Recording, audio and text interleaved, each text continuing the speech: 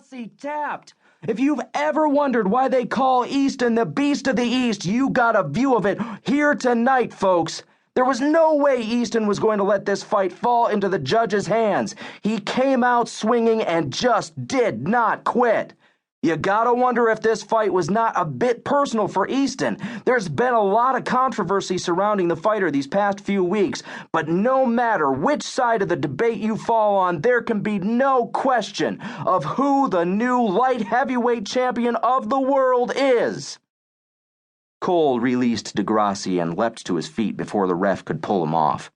He raised his fists in the air and roared with triumph. The crowd went wild. Women screamed, "I love you, Cole!" Several of them raised their tops, shaking their gorgeous tits in salute. Fuck, he loved this job. A few haters booed, but to hell with them. Nothing could overshadow the thrill of having 100% pure adrenaline running through his veins. He turned to acknowledge the other side of the stadium with a "hell yeah, I did it" fist pump into the air, when something slammed into the base of his spine. It struck hard and fast, propelling him into the ropes.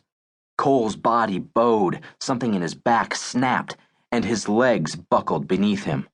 As he collapsed onto the mat, the cheering crowd grew eerily silent. Rogan spat out a nasty curse Spike TV would undoubtedly have to censor.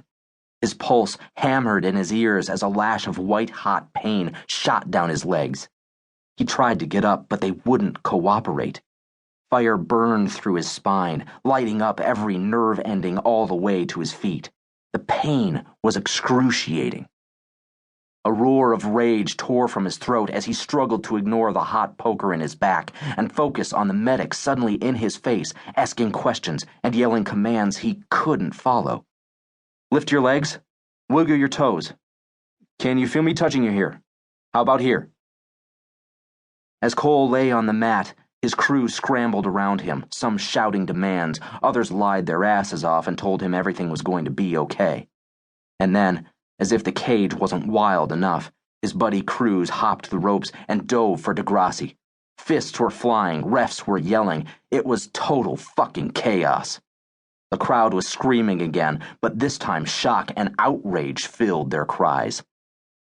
Turning his head, he fixed his stare at the blinding lights overhead. This isn't happening. But the insidious infusion of ice entering his spine told him different. Slowly, burning cold spread down his legs, turning them numb. And in that moment, Cole knew deep in his soul that nothing would ever be okay again. Chapter 1. 6 months later. Fuck no. I'm not asking, Cole. You can't stay here any longer. They've done everything they can. The rest is up to you now. If this is everything they can, then I want my fucking money back, he growled, slamming his fists against the arms of his wheelchair. Marcus, his manager, stood a little straighter and defiantly crossed his arms over his barrel chest, refusing to be cowed by Cole's temper.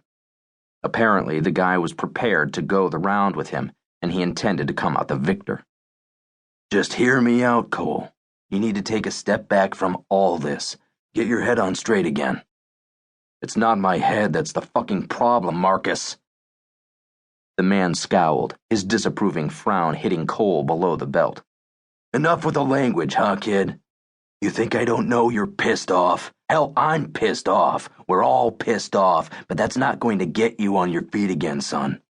Look, think of this as an opportunity for some R&R, a different change of pace, a chance to get out from under the damn media spotlight for a while. In case you haven't noticed, the tabloids haven't exactly been gracious to you lately.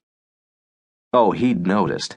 Thanks to that bastard Degrassi, he was a woman-beating drunk under suspicion by the MMA League for roid use. None of it was true, but what the hell did that matter? Those media parasites only report what sells: sex, drugs, and scandal. No one cared about the hours he spent every month in the children's hospital, or the time he donated at the rec center for disadvantaged kids. Hell no. Who cared about shit like that when they could be reporting where he went clubbing last night and who he might be fucking? Now they speculated whether or not the cripple could ever fight again. According to the tabloids, in the last 6 months, he'd